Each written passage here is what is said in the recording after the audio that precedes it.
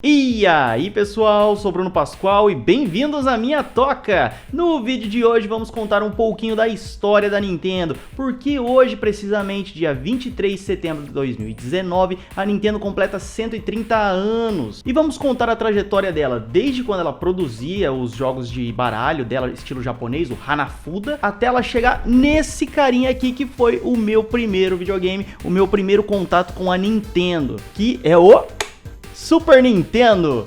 Exatamente esse carinha velho de guerra aqui que foi o meu primeiro videogame, e é esse daqui mesmo.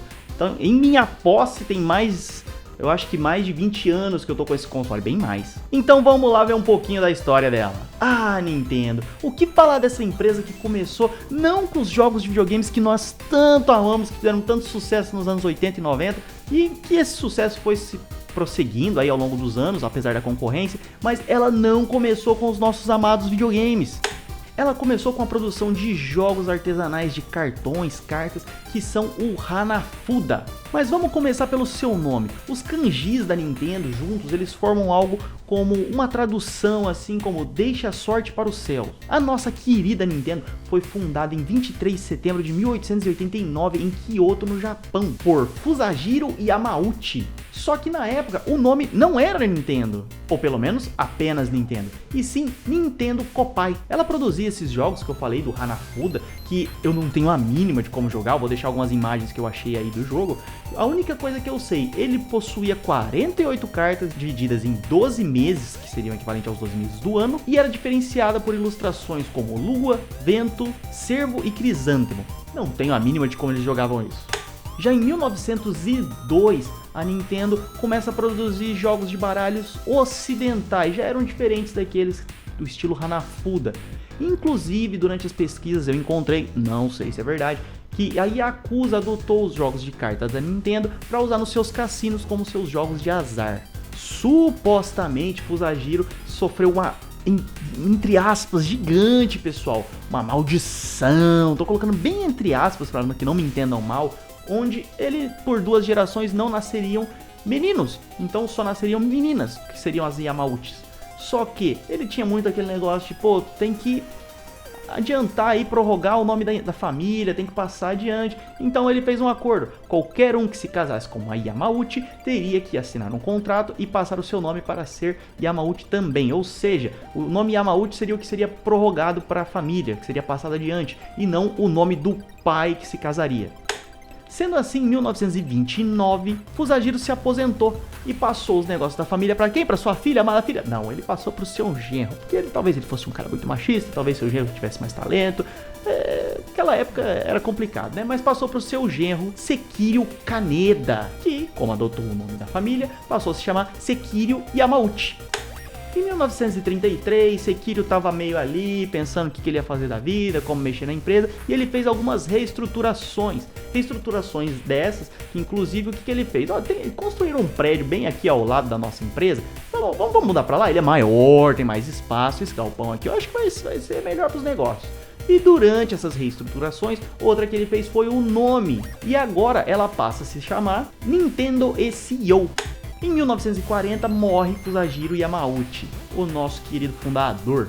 Em 1947 a Nintendo está crescendo num ritmo acelerado com a sua produção de cartas. E aí Sekiryu tem a ideia, pô, vamos pegar e vamos abrir uma segunda empresa para ajudar na logística, na distribuição dessas cartas. E Sekiryu criou a firma Murufuki CEO Ltd, que ela ajudava a aumentar a circulação das cartas, especialmente as do tipo ocidental.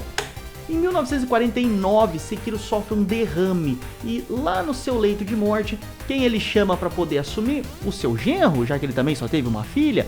Não, ele chama o seu netinho, que é um cara bem especial para Nintendo, que sem ele a gente não teria chegado onde chegamos. Mas por que ele chamou esse netinho? Nós já vamos falar dele. Por que ele chamou esse netinho ao invés de chamar o seu genro? Seu genro era Shikanojo Inaba. Só que Shikanojo foi um cara... Shikanojo, Miojo, me lembra um pouco disso. Desculpa aí, mas não teve como deixar passar.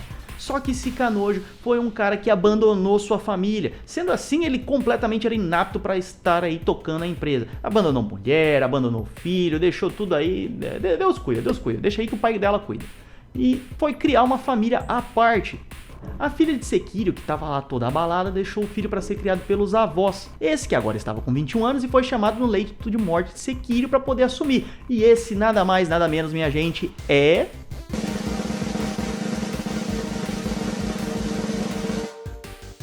Hiroshi Yamauchi, o cara que foi responsável em fazer enormes mudanças na Nintendo. Só que, vamos colocar bem assim, apesar de ele ser um cara visionário, ele não era das melhores pessoas do mundo. No leito de morte do seu avô, ele falou: tudo bem, vovô, eu assumo, só que com uma condição. Eu vou mandar embora todo mundo aí que é da família, não gosto de nepotismo mesmo, eu vou mandar embora todos os funcionários antigos, a gente precisa de sangue novo aí, e eu não quero ninguém questionando as minhas ordens, e muito menos as minhas decisões. Então a gente pode ver que ele era punho de ferro, assim, ele era bem... tem que ser do jeito que eu quero. Esse era realmente o Hiroshi Yamauchi. Mas talvez sem isso, a Nintendo não teria chegado onde chegou. Temos aí outros exemplos que também não eram dos mais amigáveis como Steve Jobs, mas fizeram a empresa subir, crescer. Só que isso é um assunto para talvez um outro vídeo. Em 1951, a Nintendo muda novamente o seu nome. E agora é Nintendo Karuta Co. Ltd. Em 1952, eles criaram uma nova fábrica para poder continuar produzindo e aumentar a sua produção ainda em Kyoto. Lembram que eu falei que o Hiroshi era um cara visionário, assim, um cara de pensava longe? Então, em 1959, ele pegou e firmou uma parceria com a Walt Disney. Parceria essa onde eles estariam produzindo jogos de baralho com os personagens da Disney. Então tinha Pateta, Pluto, Mickey, por aí vai. Ou seja, foi a primeira vez que a Nintendo começou a tentar pegar o público infantil, que até então, vamos e convenhamos, né? Criança não fica jogando aqueles jogos de azar ali, você não vê um moleque de 5, 6 anos jogando truco, né? Ou até vê, talvez aqui no Brasil. 1963, a Nintendo muda seu nome de novo. Agora ela é chamada como Nintendo CO. Cara, tá difícil, né? Esse vai e volta, vai e volta, vai e volta. Pô, decide um nome logo. Nesse período, Hiroshi começa a dar tiro pra tudo quanto é lado, investir em tudo quanto é negócio. Então a Nintendo pegou e adquiriu uma rede de motéis, criou uma rede de motéis que supostamente o próprio Yamauchi ia lá. Menino danado esse Yamauchi, hein? Era um jovem viril. E dentro dessas empresas, ela também fez uma operadora de companhia de táxi, que se chamava Daiya. E que até que estava dando um bom dinheiro. Até que chegou o sindicato dos taxistas e falou, ó, queremos ganhar mais aí. E aí começou a diminuir tanto o lucro do Daiya que não teve jeito, né? Ah, vamos deixar isso quieto, o lucro já não tá mais ficando tão legal, vamos parar com isso. Em 1965, Yamauchi teve uma outra ideia. Ainda nessa de dar tiro pra tudo quanto é lado, ele pensou, pô, e se a gente criar um setor focado pra jogos? Vamos chamar esse setor de game. Mas não eram games eletrônicos ainda, era a intenção de fazer brinquedos, jogos de tabuleiro. E o primeiro brinquedo que a Nintendo produziu foi uma espécie de jogo de tabuleiro, assim, eu não achei muitas informações sobre ele, que foi o Grey Band. Se você olhar as fotos que eu vou estar colocando aí, todos parecem caixas bem parecidas o estilo, apesar de ter ilustrações diferentes, mas todos seguem meio que o mesmo padrão. Ainda esse ano, havia um jovem menino que tinha se formado na faculdade de eletrônicos de Doshiha. Esse menino pegou, saiu da faculdade e falou, não sei o que eu vou fazer da vida, né? Eu vou trabalhar na produção de Hanafuda, a Nintendo parece ser uma empresa legal, vamos lá. Sabem quem era esse menino? Gunpei Yokoi, lembrem-se desse nome. Em 1967, Gunpei Yokoi viram que ele gostava muito de brinquedo, ele adorava criar brinquedo, ele tinha, era um cara que tinha um talento, e viram, pô, esse cara tá no setor de produção, ele tem um talento, um potencial que a gente pode usar, vamos remanejar ele, vamos pôr lá naquele setor que a gente criou lá, vamos colocar ele lá na game. Vamos ver o que vira, vamos dar uma chance pra esse menino. E Gunpei Yokoi não desapontou o tio Hiroshi Yamauchi. E como primeiro brinquedo, primeiro projeto, ele criou a Ultra Hand. Que principalmente se você é dos anos 80, anos 90, você já deve ter visto muito esse brinquedo, inclusive em filmes ou desenhos. Se não me engano, no Tom e Jerry já teve muito a ver essa cena, segurando uma dinamite, essa Ultra Hand. A Ultra Hand nada mais era que uma espécie de uma extensão, um extensor pro braço, para você poder pegar objetos. Então você apertava assim e ela estendia um bracinho que fechava assim uma espécie de uns ganchos para poder puxar os objetos. Hoje pode parecer bobeira, mas pra época era uma coisa incrível, não tinha nada daquele tipo, era o auge da engenharia. E só no Japão vendeu em torno de 1,2 milhões de unidades, é coisa pra caramba, principalmente considerando que é um brinquedo. Em 1970, a Nintendo fecha uma parceria com a Sharp Electronics e se torna a primeira empresa a investir com mais tecnologia em brinquedos. E, claro, dessa parceria, desse investimento, surgiu o que pra mim é o avô do Duck Hunt, a Bean Gun. A Bean Gun era uma pistola que vinha junto com um outro brinquedo, esse que podia ser um leão, uma garrafa, entre outros brinquedos. E ela disparava um feixe de luz. Esse feixe de luz, quando ele atingia esse outro brinquedo mexia com o circuito dele ao captar aquela luz e executava uma ação. A garrafa, por exemplo, é como se você estivesse atirando, fazendo tiro-alvo com uma garrafa, ela explodisse. Então ela soltava pra cima, ela tinha uma mola que se soltava e disparava e ela ia pra cima metade dela. Era um brinquedo bem interessante. O leão, se você acertasse ele, ó a maldade com os animais aí. Se você acertasse ele, é como se você matasse o leãozinho e ele rugia. Então existiam outros brinquedos assim nessa pegada. É por isso que eu acho que o Duck Hunt veio daí, hein? E você se achava o máximo brincando com o laser pra apagar a luz de poste, né? O boliche naquela época era uma diversão, um hobby bem popular no Japão. Só que em 1973, as coisas começaram, o boliche começou a não ser mais tão interessante assim. E o que a Nintendo fez? Cara, tem uns barracão de boliche ali, tudo montadinho, bonitinho. Vamos comprar. Hiroshi era um cara de visão mesmo, ele falou, vamos comprar esses barracãozinhos aí e vamos dar uma mexida nele que eu tive uma ideia. E nesses barracões aí eles falam, por que a gente não pega isso e a gente faz uma coisa maior no estilo da Bean Gun?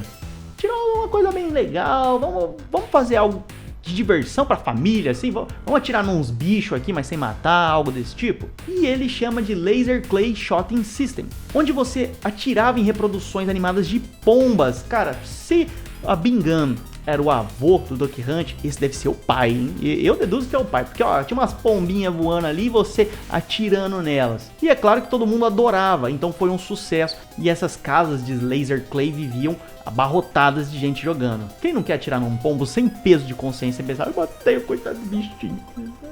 Quem não? Tudo era um sucesso, né? A Nintendo já tava na cara que tudo tava indo bem, não tinha como ter problema, não tinha como nada atrapalhar. Só que em 1974 houve a crise do petróleo no Japão, o Japão estava em crise com outras coisas também, era caro exportar e as pessoas já não tinham mais tanto dinheiro para gastar. Tava numa situação como o Brasil enfrenta de vez em quando, talvez com uma certa frequência maior do que gostaríamos, onde quem tem dinheiro não gasta porque a coisa tá tão feia que vai que eu preciso lá na frente, né? Vamos guardar esse dinheirinho. E as pessoas estavam assim lá também. Então, infelizmente, as pessoas não iam mais tanto naqueles stands de tiro digital / eletrônico que a Nintendo tinha criado. Mas a Nintendo não parou e pensou, pô, vamos dar um jeito nisso daí. Pera aí que pra tudo na vida se dá um jeito, só não se dá jeito pra morte. E a Nintendo usava um sistema de filme de projeção de 16mm e ela tinha aquele esquema lá da Bean Gun. Ela falou, cara, aqui no Japão que a coisa tá feia, né? Mas vamos dar um jeito. Apesar de exportar tá um pouco caro, vamos exportar isso daqui e a gente recupera o dinheiro lá fora. E com esse sistema, ela começa a entrar no mercado de arcades e começa a exportar para a América e para a Europa. Em 1975, Hiroshi percebeu que os microprocessadores podiam ser usados para brinquedos, eletrônicos, jogos, e viu que lá fora, na Europa e nos Estados Unidos, as pessoas já estavam fazendo isso. Elas já estavam criando consoles, mini arcades que você podia jogar na sua casa, ligando na sua televisão. Então, em 1975, a Nintendo negocia com a Magnavox e ela se torna uma espécie de licenciada, onde ela pode produzir, vender e distribuir o console que a Magnavox tinha na época, que era o Odyssey, que era uma espécie de Pong.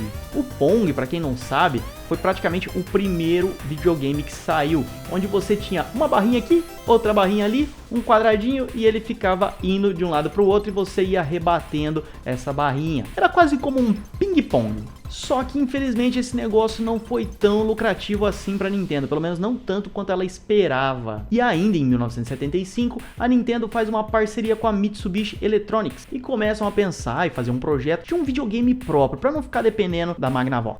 Em 1977, como aquela parceria não foi tão lucrativa, Hiroshi resolve entrar no mercado, mas não como aquela licenciada da Magnavox, e sim com aquele projeto que lá em 1975 eles começaram a fazer com a Mitsubishi Electronics e lançar o seu próprio videogame. E esse videogame, que foi o primeiro videogame da Nintendo, foi o Color TV Game 6, que tinha algumas variações como o Color TV Game 15. E agora Hiroshi com a Nintendo tinha o seu próprio console caseiro para poder vender. Sendo assim, sem ter que ser uma licenciada, é óbvio que a sua participação de lucro é maior. E assim a Nintendo finalmente tinha o seu primeiro console para poder estar chegando até as casas das pessoas. Mas o Color TV Game também era uma espécie de um Pong.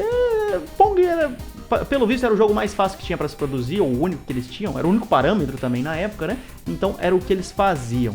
Lembrando que na época isso era o auge de jogo, o auge de tecnologia que você podia ter na sua casa. Assim você podia jogar na sua própria casa sem ter que se deslocar para um arcade ou um fliperama. Mas não para por aí. Ainda nesse ano, 1977, a Nintendo resolve contratar um jovem formado lá em desenho industrial. Esse menino aqui, o currículo dele é legal, é amigo de alguém da família, vamos contratar ele, vamos ver. Esse jovem foi chamado para fazer ilustração no gabinete dos arcades, já que era desenho industrial, né? O menino sabe desenhar. Então desenha, meu filho, desenha. E esse jovem era Shigeru Miyamoto, exatamente, o pai criador de Mario e Donkey Kong. Mas até aí, ainda o que ele fazia era apenas as ilustrações dos gabinetes, talentos ocultos. Ele era quase um Gohan da Nintendo, fazer o quê? Em 1978, a Nintendo começa a vender arcades, aqueles que você colocava moedinha para fazer rodar, ela começa a vender, e o primeiro desse ano foi Otelo, onde eu não consegui entender muito como é a jogabilidade dele, mas pra mim lembrou muito aquele jogo Resta 1, não sei se vocês jogaram, onde você pegava uma pecinha e você ia comendo a pecinha do adversário, se você passasse por cima, a pecinha do adversário ficava com a mesma cor que a sua. Mas Hiroshi, apesar de tudo, não estava satisfeito. O cara já estava um pouco mais maduro, com mais ambições ainda, com a idade vem mais ambições. O que vamos fazer?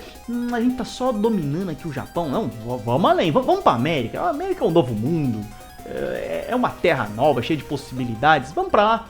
Só que eu preciso ficar aqui, alguém tem que tomar conta da Nintendo aqui no Japão, que é a nossa matriz. Eu vou ficar aqui, quem que eu mando? Eu tenho que mandar um rapaz de confiança lá para os Estados Unidos, quem que eu vou mandar? E Hiroshi Yamauchi manda o seu genro, Minoru Arakawa. E Minoru vai inaugurar a Nintendo em Nova York. Ó a Nintendo aí se espalhando pro mundo todo, finalmente. Vai, Nintendo! E assim a Nintendo começa a pôr os pezinhos aqui no solo ocidental. E abre aqui nas Américas um departamento de arcades. Em 1980 é criada a filial e subsidiária da Nintendo em Nova York, a Nintendo of America ENC. E lembram daquele jovem lá, o tal do Gunpei Yokoi, o cara que criou a Ultra Hand, o cara que gostava de criar brinquedo? Nesse ano ele ficou muito indagado quando ele viu uma criança brincando com uma calculadora. A criança estava se divertindo com aquilo, uma calculadora serve para fazer conta. E ele pensou, cara, eu sou gênio, eu posso fazer muito melhor. E Gunpei Yokoi mostrou seu talento produzindo o Game & Watch, que foi o primeiro videogame portátil da Nintendo. Alguns modelos do Game & Watch, se você olhar, inclusive você vai ver um design muito semelhante a um portátil futuro da Nintendo. Não olham, não? Vocês não reparam nenhuma semelhança assim, não? Existiam mais de 50 modelos de Game & Watch e cada um vinha com apenas um jogo, com raras as variações que... Talvez um jogo tivesse uma segunda variação daquele jogo mudando uma coisinha ou outra. Todos eram feitos com telas de cristal líquido e raros os modelos possuíam uma segunda tela embaixo. Temos como exemplo o Donkey Kong, que sem dúvida esse é o Game Watch que mais lembra o design, o visual do DS.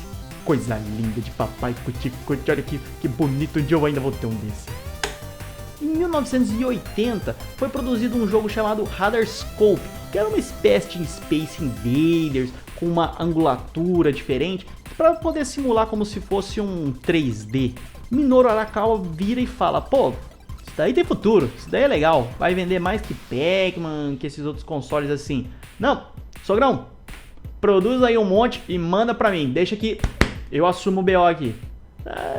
Hiroshi fala, ó, a quantia que você tá pedindo aí é meio absurda, você tem certeza? É uma quantia muito grande, eu não começaria com tanto. Não, eu sei o que eu tô fazendo, sogrão, manda aí que eu... Deixa comigo que eu me viro. Mas o jogo foi um fracasso, as pessoas jogaram um pouco a princípio, mas depois veio aquele mais do mesmo e não rendeu. Minoru, desesperado, pede ajuda urgente para Hiroshi. Fala, sogrão, por favor, me ajuda, eu errei. Troca aí, pega essas máquinas de volta e troca o jogo que tá dentro dela, porque não tá vendendo, eu errei, me desculpa, ai meu Deus. Hiroshi era um cara bem nervosinho. Primeiro, criticou bastante, brigou. Você é um idiota, eu falei pra não produzir tanta coisa assim. Você tinha que ter me ouvido. Fazia o teste, colava o pé na água primeiro pra ver se tá quente, moleque. Mas, como a empresa também fazia parte, vamos ver o que eu consigo fazer. Manda tudo de volta que eu vou ver o que a gente consegue fazer aqui. E chamou Gunpei Yokoi. Hiroshi lá conversando com Gunpei Yokoi, falou, ó, sabe aquele meu genro? Ele é meio burro. Ele pediu aqui muitas unidades, não deu certo, estamos tomando um baita prejuízo, mas ali nos Estados Unidos o dinheiro que a gente ganha é troco de pão, é dinheiro de pinga, não é tão importante.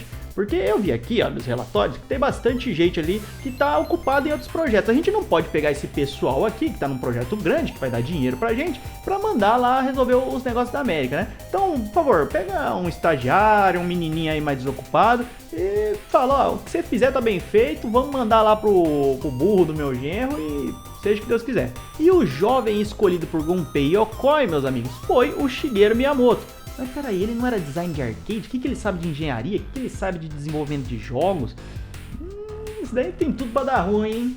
Mas o Gunpei Yokoi colocou assim a mão no ombro do Miyamoto e falou: Miyamoto, eu confio em você, você é um menino esforçado, você é um menino bom, ó, pega e nós estamos indo atrás aí dos direitos do Popeye, que tá vendendo muito quadrinho, muita historinha aí, você vai produzir um jogo do Popeye. O pessoal já tá começando aí, ó, só estuda um pouquinho e você consegue. Só que Shigeru Miyamoto era muito esforçado e resolveu se dedicar para entender o que aconteceu com o Radarscope, por que foi um fracasso, foi estudar eletrônica, foi estudar um pouco de engenharia, para poder entrar nesse projeto de cabeça. A ideia do jogo do Popeye, do marinheiro Popeye, era bem interessante. Brutus sequestraria Olivia Palito, ia levar ela para um lugar alto, Popeye ia resgatá-la. Fim da história. Depois que salvou a donzela, tava tudo certo. Tinha tudo pra dar certo, ainda mais com o apelo dos quadrinhos. E se não me engano, já tava começando a sair o desenho na televisão na época. Então tinha tudo pra criançada adorar. Porém, houveram alguns problemas com direitos autorais e o Popeye não poderia mais ser usado. E agora, o que a gente faz? Ai, cara, vamos voltar pra mesa de planejamento e vamos ver o que faz. Aí Miyamoto teve uma ideia. Peraí. O Brutus é todo barbudo, todo peludo, assim, uns braços desengonçados, né? Se a gente transformasse o Brutus num gorila, e se a gente pegasse aquela menininha ali, a Olivia Palito, a gente deixasse ela menos magrela, deixasse ela um pouco mais bonitinha, levando em consideração os pixels que nós temos, e vamos fazer a Pauline, uma princesinha ali, uma princesa não, uma donzela, né? Mas e aí, e o nosso herói, quem a gente vai colocar no lugar do personagem principal? Quem a gente vai colocar no lugar do Popeye? O interessante é o vilão, que é o macaco. A gente já tem um gorila gigante que sequestrou a menina. O herói vai ser meio que coadjuvante. Pega um Zé Ruela aí. Eu vou fazer meio que um carpinteiro que tava cuidando lá do zoológico. Vamos colocar esse carpinteiro aqui de macacão vermelho e uma blusa azul com um bigode, um narigão aí. Vai ser ele mesmo. E o nome é Jumpman.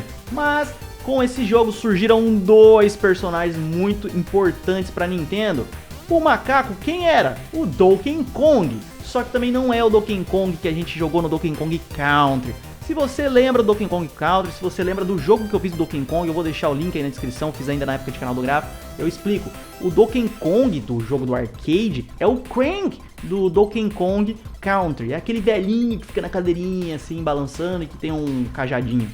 Esse é o Donkey Kong 1, o primeiro Donkey Kong. E o Jumpman?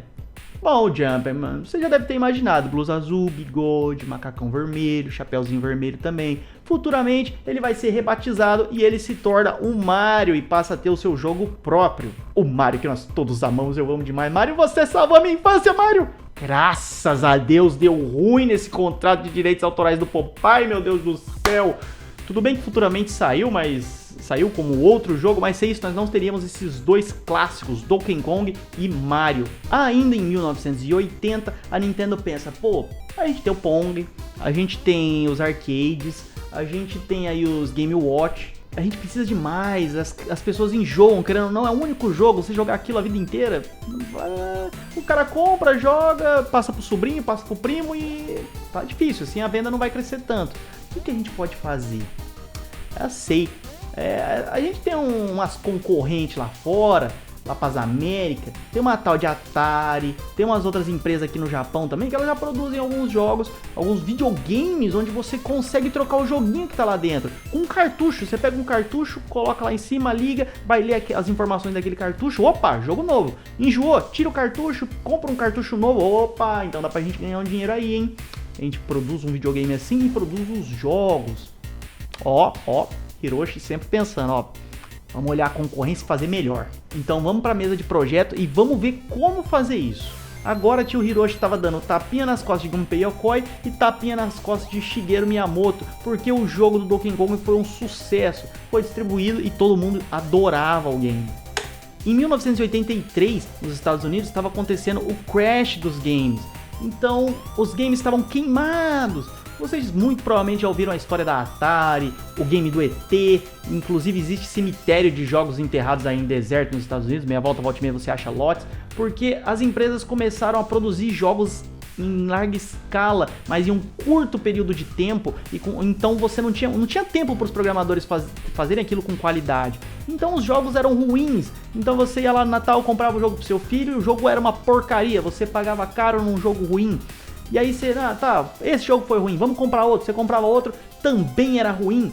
Então sabe aquela, quando você leva o seu carro no mecânico, aí o mecânico fala, não, arrumei, pode ficar tranquilo, patrão, tá zerado. Você pagou caro no conserto, você sai com o carro, quebra de novo, cara, não, isso daí foi outra peça. Mas não é o mesmo defeito, não, isso daí não foi não. Então você perde aquela credibilidade. Foi o que aconteceu, os videogames não tinham mais credibilidade, as pessoas não queriam mais comprar. Pra que comprar um brinquedo que é ruim? Mas enquanto isso, no Japão, a Nintendo começa a produzir e desenvolver o seu videogame que suportava cartuchos, o Family Computer, porque lá no Japão o videogame estava ótimo, todo mundo queria. E o Family Computer é o computador da família, então é o Famicom, como é conhecido o Nintendinho japonês, que é um pouco diferente. Os controles vinham soldados no videogame, então você não tinha a possibilidade de tirar os controles, mas você tinha já a vantagem de você poder pôr as fitas, que isso era ótimo, você poder mudar os jogos, não ficar preso àqueles jogos o tempo todo.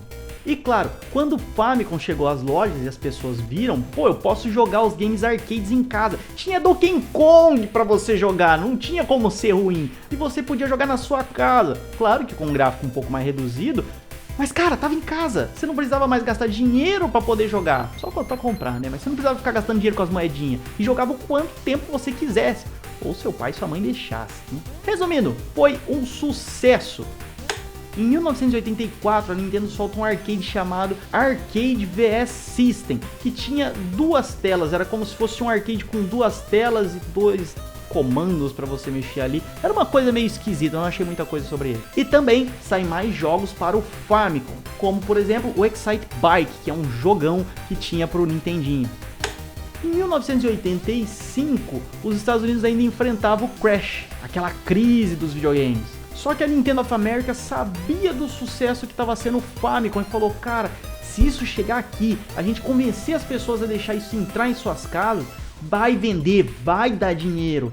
Só que como a gente vai fazer isso? Aí pensaram, o que tá queimado é o filme dos videogames, né? Só que brinquedo ainda vende, e vende muito. Vamos pegar uma carcaça, vamos mudar essa carcaça do Famicom e vamos colocar uma carcaça que lembra um brinquedo, colocar alguns acessórios juntos para agradar a criançada, porque quando entrar nas casas das pessoas, as pessoas vão gostar, vão falar bem, vai vender. A gente só precisa fazer um cavalo de Troia. Então como que a gente vai fazer? Ó, vamos mudar essa carcaça aqui. A fita vai ficar aqui dentro, ó. Eles mudaram todo aquele layout que vocês devem estar vendo agora, do Famicom para o NES, que é Nintendo Entertainment System, que é como é conhecido aqui o nosso Nintendinho. E agora a fita fica escondida, você tem a possibilidade de tirar os controles, mas ainda falta algo pra gente tentar pegar as crianças.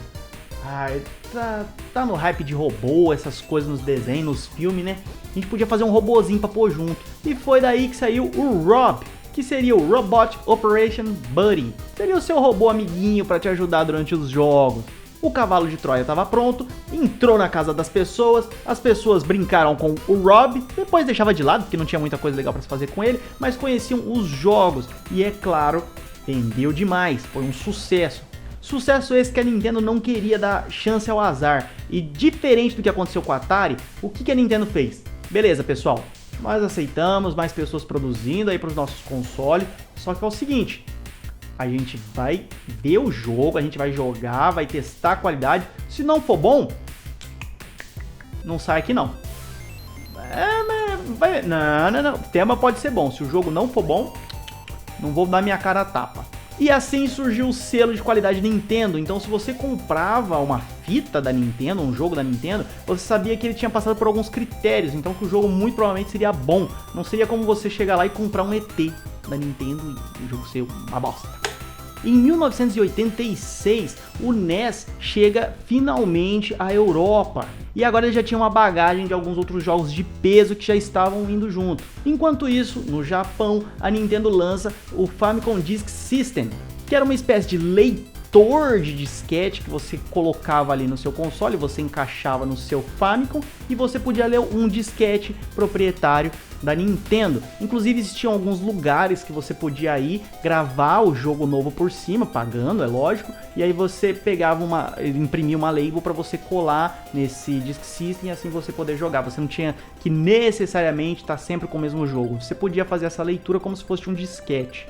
Dentre os jogos que saíram para o Disk System, saiu o primeiro The Legend of Zelda. Vocês podem, à primeira olhada, achar que é um jogo meio estranho, porque o jogo te solta assim no mundo aberto, não te diz muito o que fazer e você tem que ir atrás, mas é um jogo muito bom e difícil pra caramba. É um jogo de mundo aberto de Nintendinho, rapaz. Em 1989, a Nintendo lança no Japão o seu primeiro console portátil que suportava troca de cartuchos, que foi o Game Boy, que inclusive veio com aquele jogo que foi um sucesso imediato e é um jogo que talvez seja um dos mais conhecidos até hoje, mesmo que você não tenha jogado num console da Nintendo, mas você deve ter tido aqueles brinquedinhos que você comprava em 99, Camelódromo, que vinha com não sei quantos jogos e vinha com esse jogo, que é o Tetris. Em 1990, lá no Japão, a Nintendo pensa, não, ó, tá na hora de progredir, baixou um pouco o custo aí das placas, porque a ideia do Famicom era ser um videogame relativamente barato, né, para ser produzido, para poder vender mais barato também. Mas agora barateou um pouco, a tecnologia melhorou. O que a gente pode fazer? Vamos fazer um Famicom 2. Fizeram um Famicom mais tonado, bonito, vistoso, que saiu dos 8 bits para os 16 bits. Mas aí, como que a gente vai chamar? Famicom 2? Cara, tá um super videogame. Por que a gente não chama então de, em vez de chamar de Famicom 2, a gente não chama de Super Famicom? E assim saiu o que nós chamamos aqui de Super Nintendo, com um design diferente. Na Europa e no Japão é o Super Famicom. Em 1991 chega aqui na América, só que eles pensam, pô, aqui já tinha o nome de... não tinha o nome de Famicom, aqui tinha o nome de Nintendo, de NES, Nintendo Entertainment System. Então vamos fazer o seguinte, vamos chamar ele de Super também, mas de Super Nintendo. E a gente achou muito coloridinho, né? Vamos deixar uma coisa um pouco mais sóbria, menos arredondado, mais quadradinho, para lembrar aquela lancheirinha que a gente tinha da versão 1. Vamos então chamar de Super Nintendo, que é esse carinha aqui. E assim, meus amigos, chegamos ao sucesso que foi da era 16 bits do Super Nintendo, onde era pau a pau, uma briga ferrenha entre Nintendo e Sega. E vimos então nesse vídeo como a Nintendo saiu de produzir jogos de cartões até chegar no Super Nintendo. Espero que vocês tenham gostado. Se gostaram, dá aquele like, deu um trabalhão fazer esse vídeo. Se você gostou também, compartilha, ajuda o canal a crescer. Quem sabe eu não trago uma segunda parte contando como foi do Super Nintendo em diante. Compartilha, indica amigos. E é claro, se você viu alguma coisa errada, não concorda com algo, coloca aí nos comentários. Um forte abraço para todos vocês e falou!